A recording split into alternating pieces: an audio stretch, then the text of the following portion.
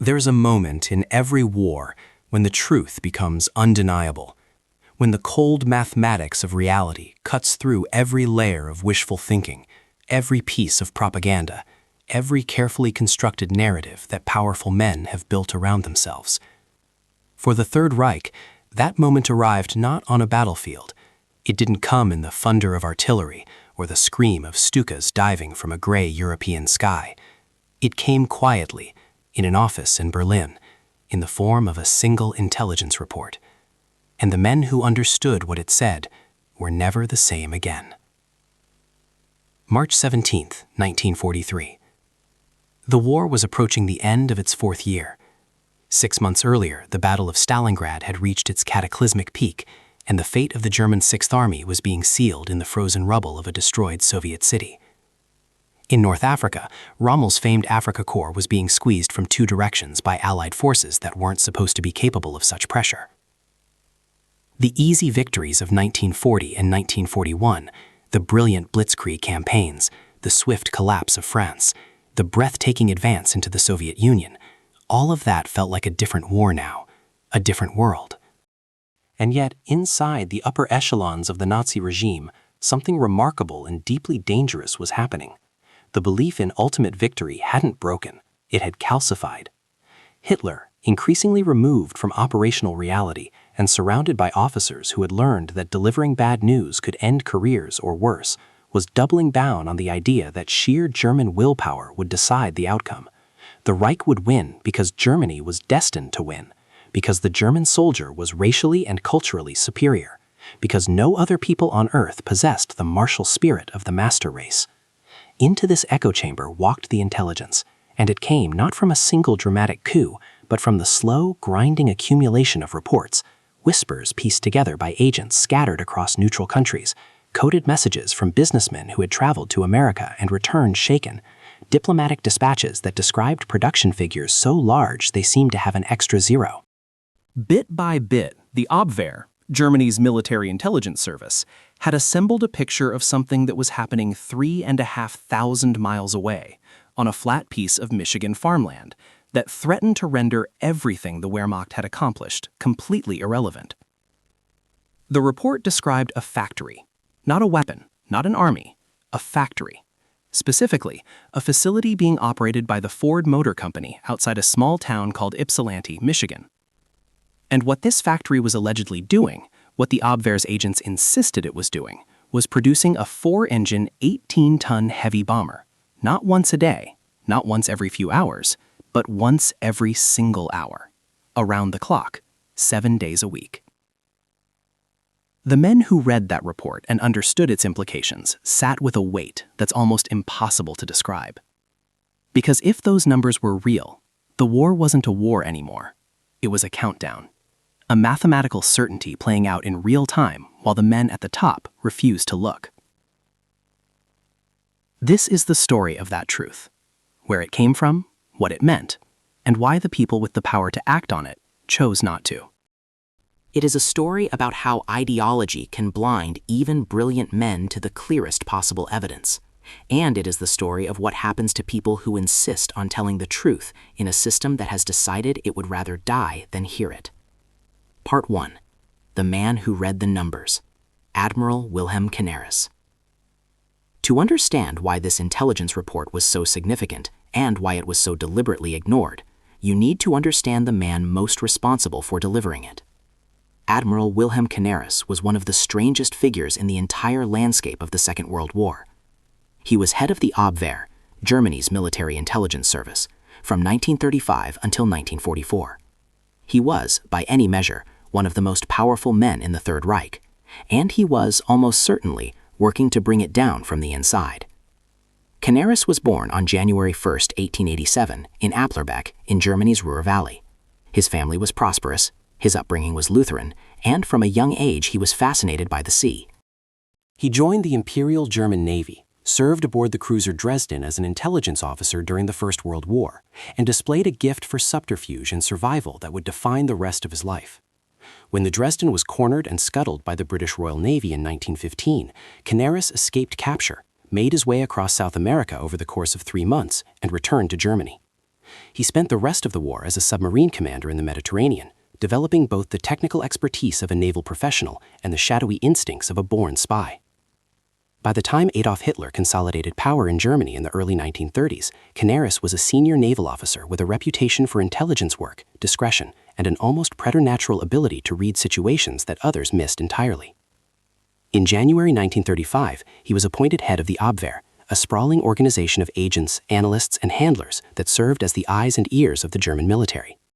In the early years of the war, the Abwehr had played a crucial role in Germany's string of stunning victories, gathering intelligence that helped the Wehrmacht move with such terrifying precision during the campaigns in Poland, France, and the Low Countries. But as the war ground into its third and fourth years, something inside Canaris had shifted. He had been present in Poland in September 1939 and had witnessed the systematic atrocities carried out against the civilian population.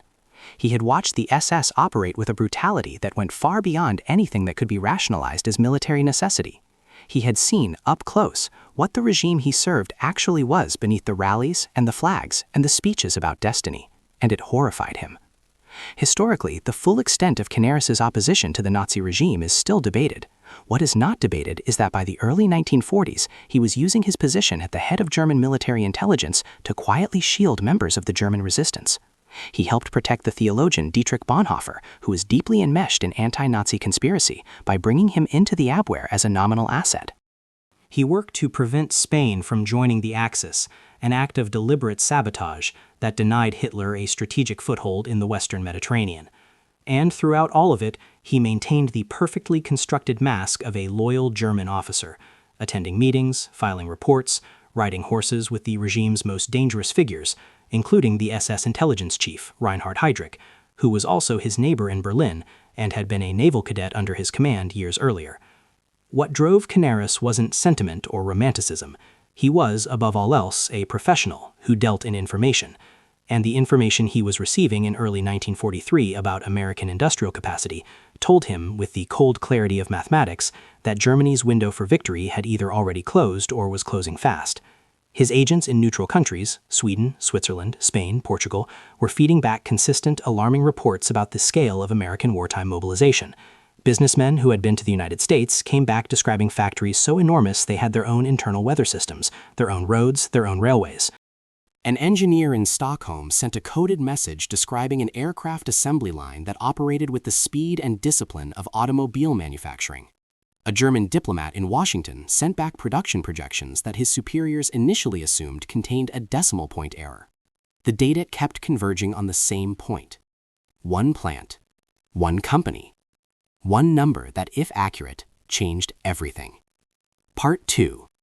The Monster in Michigan. Willow Run. To understand what Admiral Canaris's agents were seeing and why it was so difficult for anyone in Berlin to believe them, you need to understand what was actually being built in Michigan.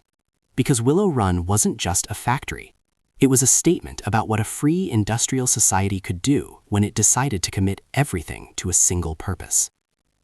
The story of Willow Run begins, improbably, with a single night of sketching in a hotel room in San Diego.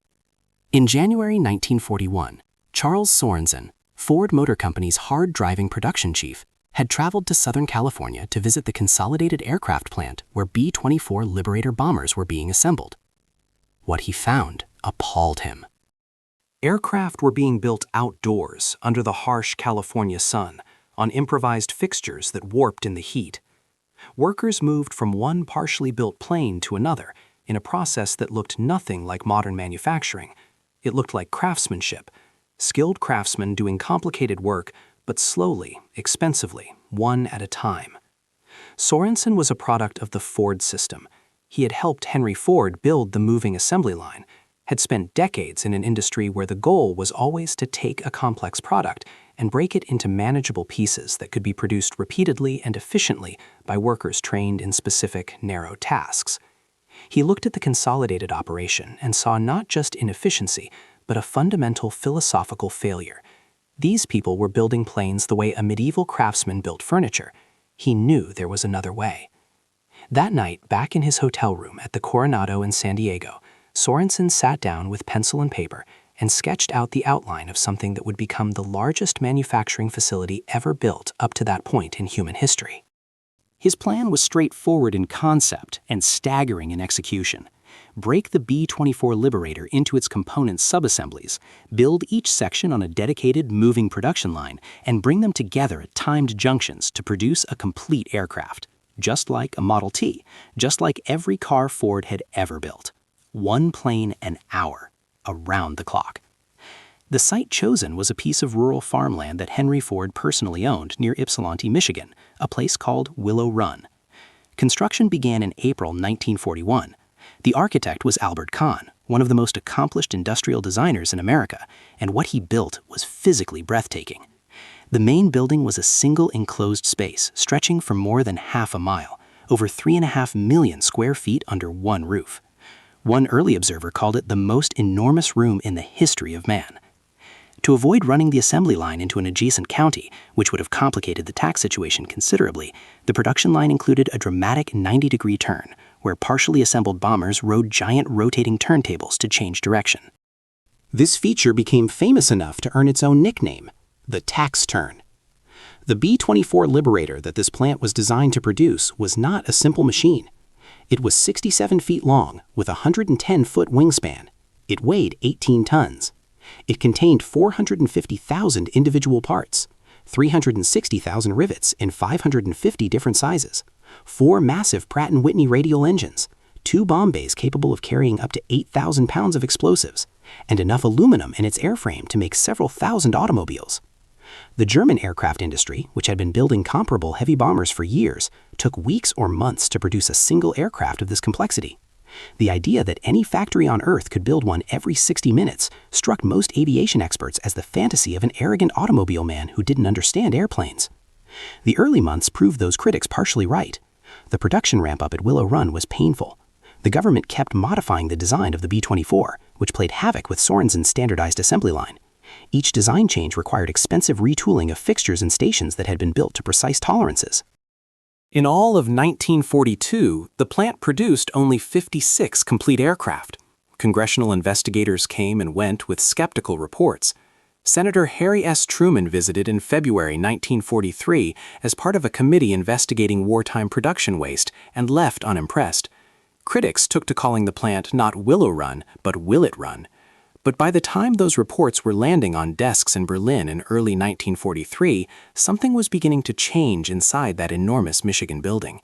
The design modifications were finally settling into something stable. Ford's engineers had solved a series of previously intractable manufacturing problems, including a remarkable innovation in wing assembly, where a process that previously took 250 man-hours at Consolidated was reduced to a single hour using a permanent overhead crane jig. The apprentice school at the plant was churning out thousands of trained workers every week, and the workforce itself was becoming something no one in Nazi Germany could have imagined or predicted. At its peak, Willow Run employed more than 42,000 people. Nearly 1/3 of them were women. Among those women was a young widow from Kentucky named Rose Will Monroe, who had moved to Michigan with her 2 children after her husband was killed in a car accident, and who spent her days on the B-24 assembly line operating rivet guns. When a Hollywood actor named Walter Pidgeon visited the plant to shoot promotional footage for war bond sales, he discovered there was an actual woman named Rose working as a real riveter and asked her to appear in the film. She became, in a very literal sense, the living, breathing origin of the Rosie the Riveter phenomenon, a woman who had come to a factory no one thought could succeed, to build planes no one thought could be produced, as part of a workforce the Nazi ideology categorized as fundamentally incapable. Because that's the detail that made this workforce so deeply threatening to the Nazi worldview. Roughly 9% of Willow Run's workers were African American, at a time when much of American society was still systematically segregated. 3% were classified as having disabilities. Women ran complex machinery, performed precision welding, and operated tools that required both physical strength and meticulous skill. People of different races, classes, and backgrounds worked side by side in 2 9-hour shifts, 6 days a week, in a facility that ran 24 hours a day without stopping. This was, in Nazi ideology, the definition of racial and social chaos, the antithesis of the disciplined, hierarchical Aryan society that was supposed to be history's supreme engine of production. and they were about to outproduce it by an almost incomprehensible margin. Part 3. The Wall of Denial, Göring, Hitler, and the Ideology of Impossibility. When Admiral Canaris and the Abwehr assembled this intelligence and brought it to the German High Command in early 1943, they were not dealing with men who simply needed more convincing. They were dealing with men for whom this information was not just strategically inconvenient, it was ideologically impossible. The most powerful gatekeeper between the Abwehr's intelligence and Adolf Hitler was Hermann Göring, the Reichsmarshal and commander of the Luftwaffe. Göring was a World War I flying ace who had once commanded the legendary Richthofen squadron, and he had parlayed that status and his talent for self-promotion into the second most powerful position in the Third Reich. He was flamboyant, corrupt, deeply egotistical, and possessed of an absolute faith in both his own judgment and the invincibility of his air force. In September 1939, he had publicly promised the German people that no enemy bomber would ever reach the Ruhr Valley. If one did, he declared, people could call him Meyer, a common German name used here to mock the very idea of such a failure ever occurring. He had made himself the guarantor of Germany's air dominance. His reaction to the intelligence reports about Willow Run was not alarm, it was contempt. He dismissed the information with a line that has become one of the most famously wrong statements in military history. The Americans, he said, cannot build aeroplanes. They are very good at refrigerators and razor blades. This wasn't just bluster, it was a perfectly sincere expression of how the Nazi leadership genuinely viewed the United States. America was, in their ideological framework, a mongrel nation, a chaotic democracy of mixed races and immigrant stock, held together by nothing deeper than commercial instinct. It was a country of consumers and salespeople. It lacked the racial purity, the martial discipline, and the authoritarian cohesion that Nazi theory insisted were the prerequisites for any kind of genuine military or industrial greatness. Therefore, the reports had to be wrong, or they were deliberate Allied disinformation designed to demoralize the German leadership. Canaris was left trying to penetrate a wall built not out of stone, but out of ideology. A wall that was, in many ways, impenetrable precisely because the people behind it had staked their identities on it being true. To accept the intelligence from Willow Run would have meant accepting several shattering conclusions simultaneously. That the Abwehr had missed the most critical strategic development of the entire war. That the Luftwaffe was about to be overwhelmed in the skies above Germany. And that the fundamental premise of Nazi racial theory, that Aryan society was inherently superior to the mongrel democracies, was wrong. Not just strategically wrong, wrong at the level of observable reality. For Göring, accepting the report would also have meant a personal catastrophe of humiliation. He had publicly, repeatedly, and with enormous confidence promised German invincibility in the air. To admit that an American automobile factory was about to produce bombers at a rate that would strip that invincibility away would have been to admit that everything he had said was a lie. His ego simply could not contain it. And when the intelligence finally reached Hitler directly, the response was, if anything, more contemptuous. Hitler's view of the United States was a complicated mixture of private anxiety and public disdain. He understood, at some level, that American industrial potential was genuinely enormous. He had privately told his inner circle that he had wanted to defeat Britain before America entered the war for exactly this reason.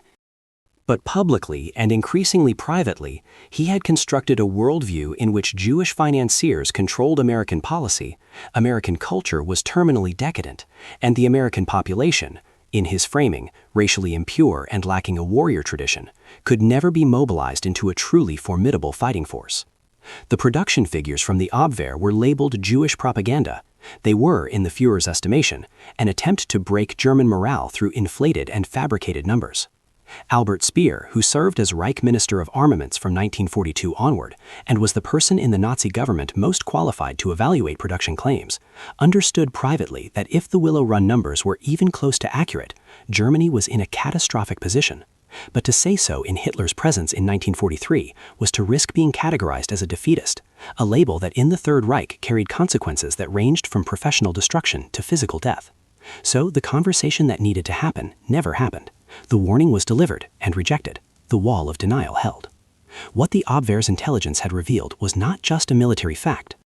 It was a profound and terrifying truth about the nature of the war itself. That this was not, and never had been, primarily a contest of armies. It was a contest of economies, A war in which the side that could produce the most steel, the most aluminum, the most engines, the most fuel, and assemble it all into functioning weapons at the greatest rate, would eventually simply grind the other side into dust. Germany had one approach to industrial mobilization. The democracies, messy, politically complicated, racially and socially heterogeneous, had another, and the numbers from Michigan were beginning to show in the starkest possible arithmetic which approach was winning. Part 4. The prophecy fulfilled. Bombers darkened the German sky. The intelligence from Willow Run that sat in Göring's desk drawer in the spring of 1943 became reality in the skies above Germany with a speed and scale that was, to those watching from the ground, genuinely disorienting. Through the second half of 1943, Willow Run found its stride. The early struggles with design changes and production inefficiencies were being systematically resolved. By November 1943, the plant had completed its 1,000th B-24. The numbers that had once seemed like American propaganda were becoming the weekly production reports of a factory that had finally hit its rhythm. And those planes weren't sitting on the ground. They were crossing the Atlantic and joining the growing fleet of the United States 8th Air Force, based in England and executing a daylight bombing campaign against German industrial and military targets that was steadily increasing in both frequency and ferocity. The German Luftwaffe that met these raids was brave, technically skilled, and increasingly overwhelmed. Göring's fighter pilots were exceptional men, many of them veterans of years of aerial combat, with kill scores that would have made them legends in any other air force. But they were being asked to hold back a tide that kept rising. For every American bomber that was shot down, there were more arriving. The replacement rate for American aircraft losses was, in practical terms, almost incomprehensible from a German perspective. The production system that Willow Run represented meant that the mathematics of attrition worked in precisely the opposite direction from what the German command expected. The moment that crystallized this truth most sharply came in February 1944, when the Allies launched what became known as Big Week, officially designated Operation Argument. Between February 20th and 25th, the 8th Air Force and the RAF mounted a sustained, coordinated assault on German aircraft factories, engine plants, and ball-bearing facilities across the Reich. Over the course of 6 days, nearly 4,000 American heavy bomber sorties dropped more than 18,000 tons of bombs on 18 German airframe complexes. For the first time, these raids came with true long-range fighter escort, the new P-51 Mustang fighters that could accompany bombers all the way to Berlin and back. The Luftwaffe was forced to rise and fight in defense of its own heartland, and in doing so, it was systematically destroyed. After Big Week, the commander of the German 1st Fighter Corps, General Josef Schmid, wrote in his operational diary that in the long run, his forces were fighting what he described plainly as a hopeless battle. The man on the ground, watching the sky fill with American aircraft, could see what the man in the briefing room in Berlin refused to acknowledge. By April 1944, the Allies had effectively established air superiority over Germany, a dominance they would never lose. German cities, factories, railways, oil refineries, and ports were now subject to systematic destruction from the air. The Ruhr Valley, which Göring had promised would never see an enemy bomb, was being methodically dismantled from above. And at the heart of this campaign, in enormous quantities, were the B-24 Liberators rolling off the line at Willow Run. The factory that the German High Command had dismissed as American boasting was producing by April of 1944 a complete bomber every 63 minutes.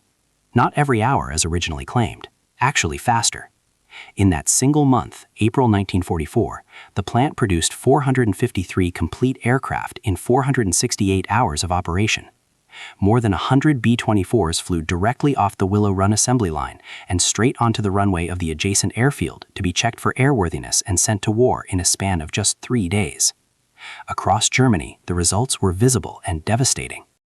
Oil refineries at Ploiesti in Romania, a critical fuel source for the German war machine, were under sustained assault. Railway marshalling yards were bombed repeatedly. The elaborate, interconnected supply chains on which Wehrmacht operations depended were being cut apart piece by piece. German aircraft production, remarkably, actually increased through 1944, as Albert Speer ordered dispersal of manufacturing into smaller facilities that were harder to target. But dispersal produced its own problems, and the critical shortage was no longer aircraft anymore. It was pilots and fuel. Experienced Luftwaffe pilots were dying faster than they could be replaced, their training programs unable to keep pace with combat losses. Aviation fuel production was being strangled by the oil campaign. Germany was producing more fighter aircraft than it had pilots trained to fly them, or fuel to put in them.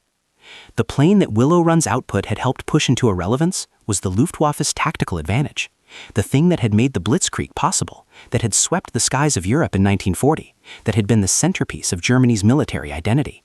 It was gone. The Wunderwaffen, the wonder weapons, Hitler's scientists were developing, arrived too late and in numbers far too small to change the arithmetic. The V-1 flying bomb and the V-2 rocket were genuine technological achievements that terrorized civilian populations, but had no capacity to stop the industrial tide. The Me-262 jet fighter was revolutionary, the first operational jet aircraft in history, but it arrived in 1944, with the Allies already holding air superiority, and with Germany lacking the fuel and trained pilots to deploy it in the numbers that would have mattered. Every month that passed, every additional B-24 that rolled down the line in Michigan and flew east across the Atlantic tightened the vice a little further. Part 5. The Price of Truth. What happened to Canaris?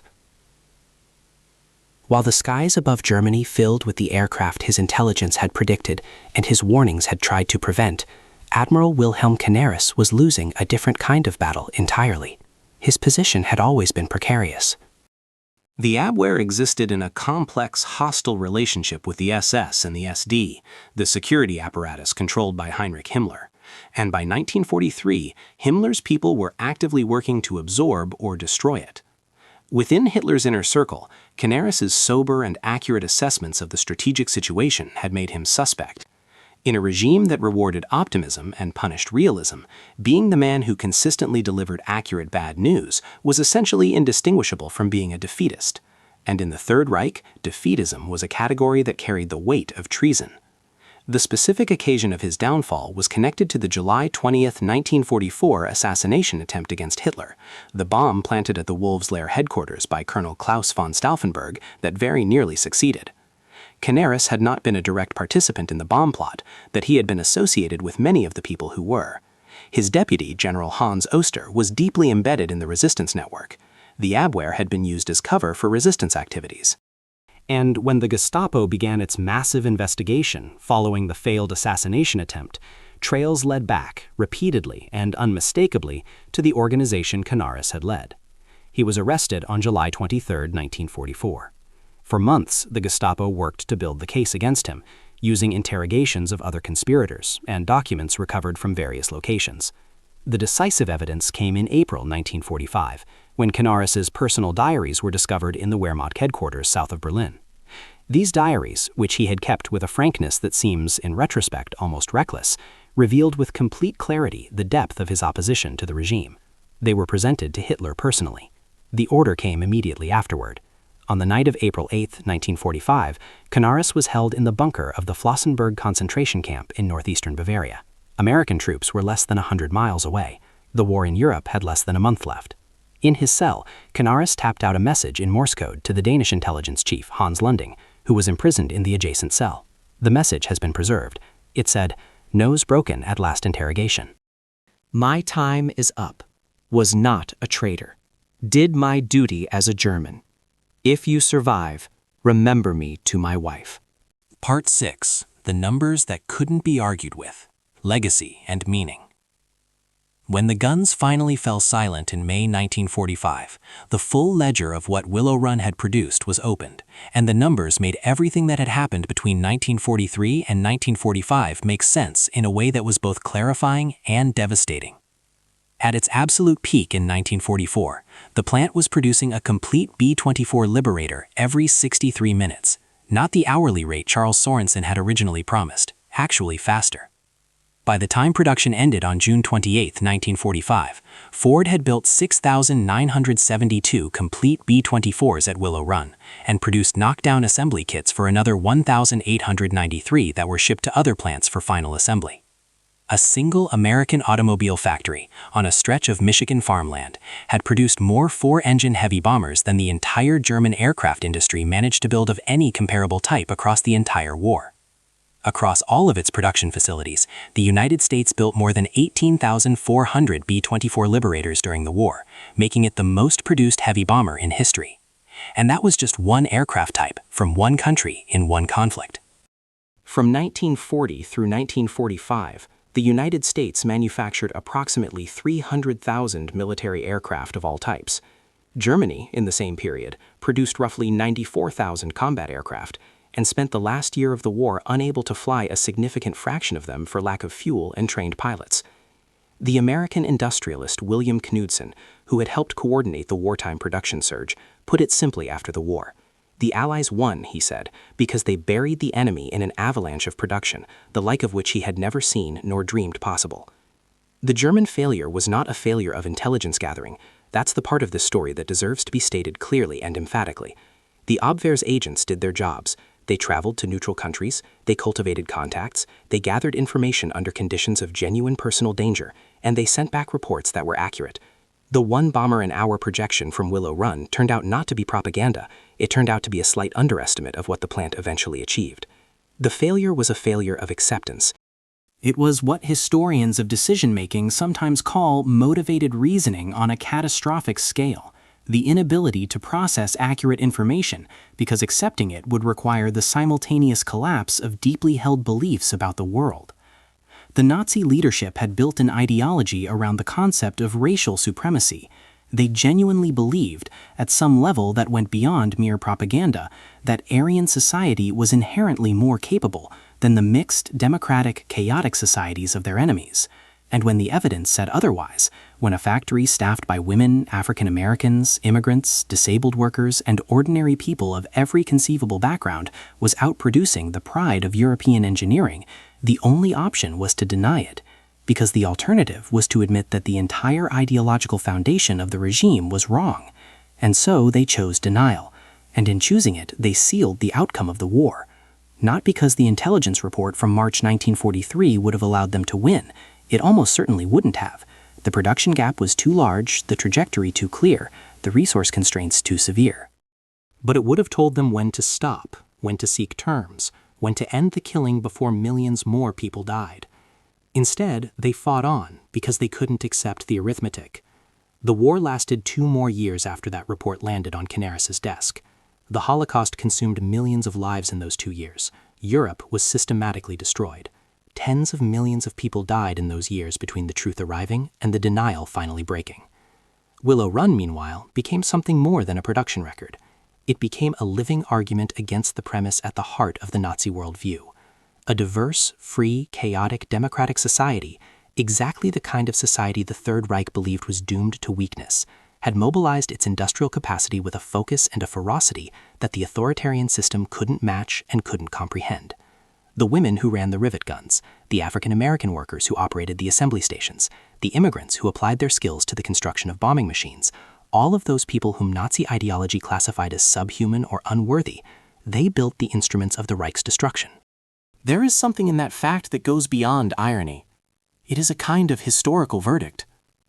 The most formidable barriers in this story weren't the ones made of steel or concrete. They were built inside the minds of powerful men, who had decided what they needed to believe and then refused to look at any evidence that challenged it. The intelligence officers who delivered the truth were dismissed or destroyed. The admiral who presided over the collection of that truth was hanged. But the airplanes kept rolling off the line in Michigan, and the sky above Germany kept getting darker. If this story hit you the way it hits me every time I go back to it, I'd really love it if you'd subscribe to the channel and ring that notification bell. It's genuinely the thing that helps this channel grow. And if you know someone who loves this kind of history, the stories that unfold not on the battlefield, but in the decisions people make and refuse to make, please share this video with them. Every person who watches helps us keep telling these stories. The question this story leaves with me, every single time, isn't really a military question. It's a human one. What do we do when the evidence contradicts what we need to believe? What does it take? What does it really take to look at a number, or a report, or a plain fact, and let it change your mind? The men in Berlin in 1943 tell us what happens when the answer to that question is nothing, when the ideological wall holds, even as the physical world comes apart. March 17, 1943, the day the truth arrived in a German office and was put in a drawer, and the world burned for 2 more years while the bombers rolled off the line.